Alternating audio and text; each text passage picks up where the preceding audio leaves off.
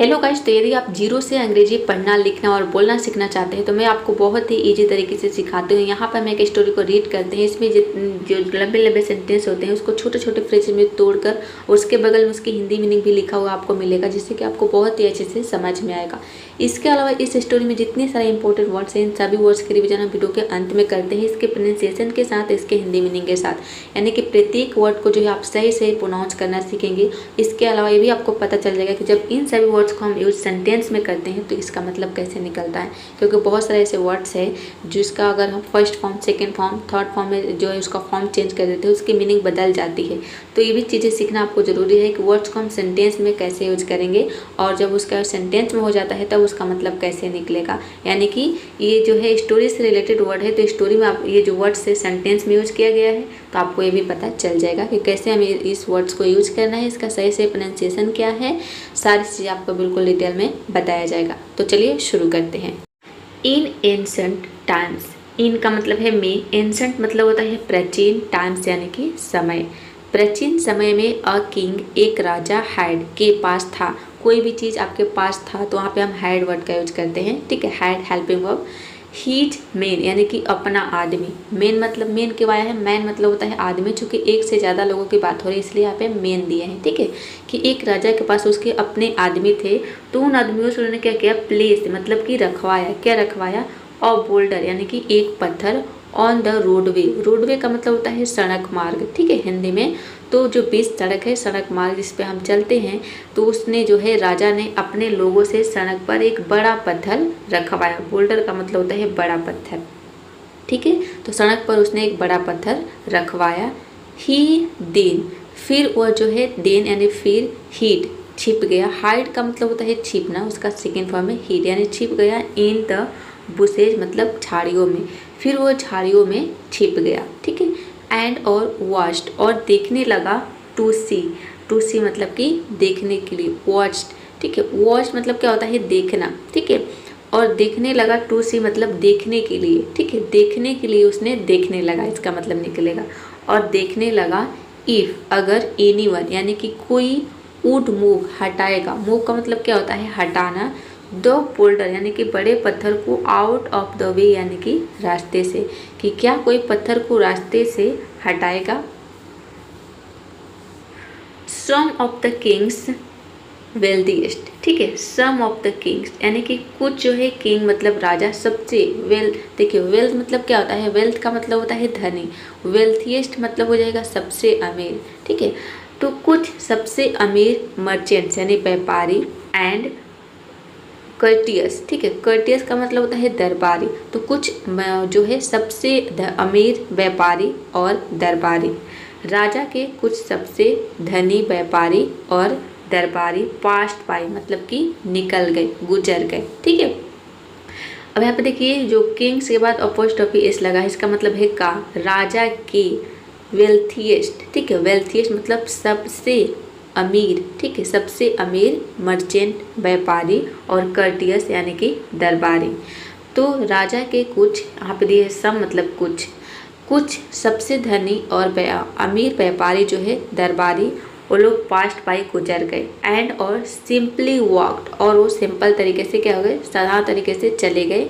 Around it यानी कि इसके आसपास से, किसके, पत्थर के, वहाँ से गुजरे और बस उसके चारों ओर से निकल गए। अराउंड मतलब क्या होता है, चारों, मतलब कि पत्थर रखा था और उसके साइड से वो लोग निकल गए।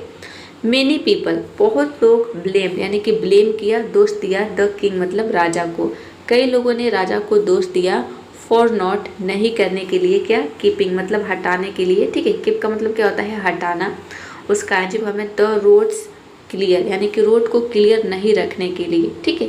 तो रोड को क्लियर नहीं करने के लिए कई लोगों ने जो है राजा को दोष दिया कि राजा को चाहिए पत्थर सड़क पर से हटवाना चाहिए।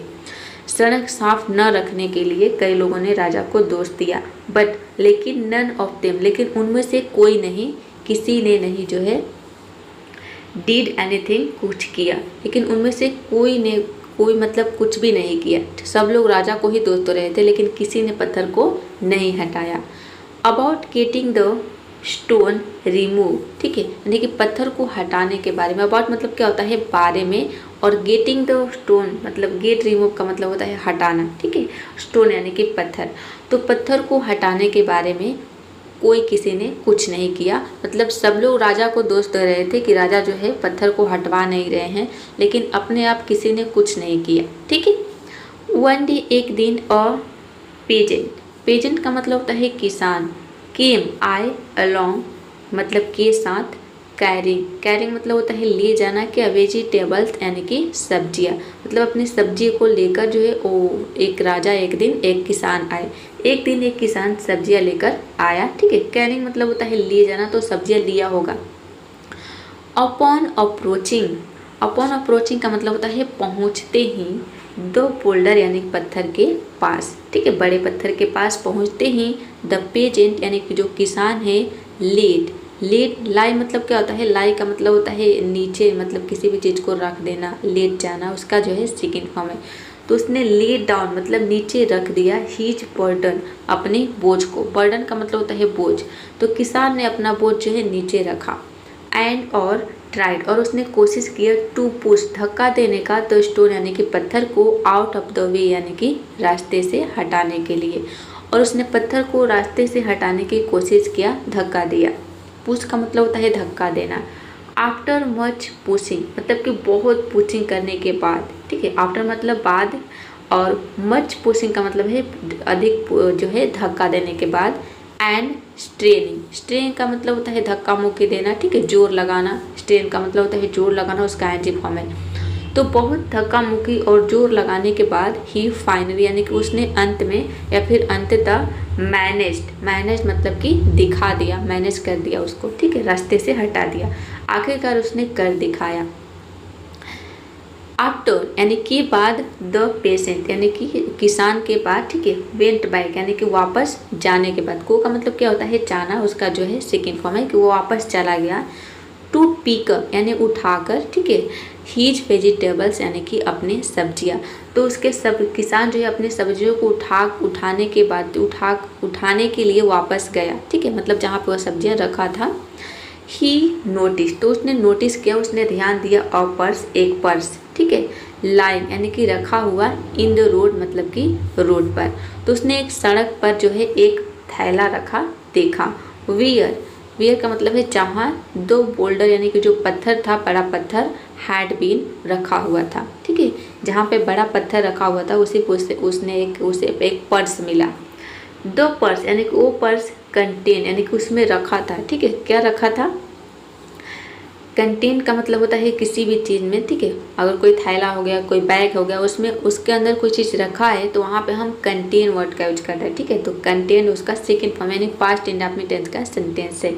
तो द पर्स कंटेन मतलब उसमें रखा था, क्या रखा था, मेनी गोल्ड कॉइन्स यानी कि कई सोने के सिक्के, तो उस थैले में कई सोने के सिक्के रखे थे। एंड और नोट भी था, ठीक है, फ्रॉम द किंग यानी कि राजा की तरफ से, और राजा एक नोट था, ठीक है, राजा का एक नोट भी था।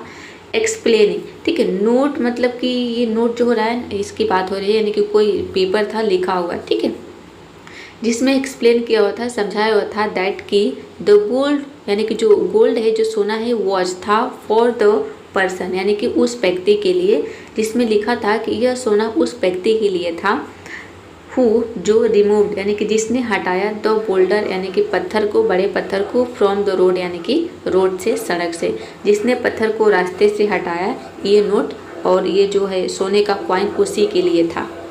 अब देखते हैं कि इस कहानी से हमें क्या सीख मिली, इस कहानी का मोरल क्या है। लेजीनेस यानी कि आलस्य, want get you, will not का शॉर्ट फॉर्म है, फ्यूचर इंडेफिनिट का जो है ये निगेटिव सेंटेंस है कि आलस्य आपको नहीं ले जाएगा एनीवेयर यानी कि कहीं, आलस्य आपको कहीं नहीं ले जाएगा।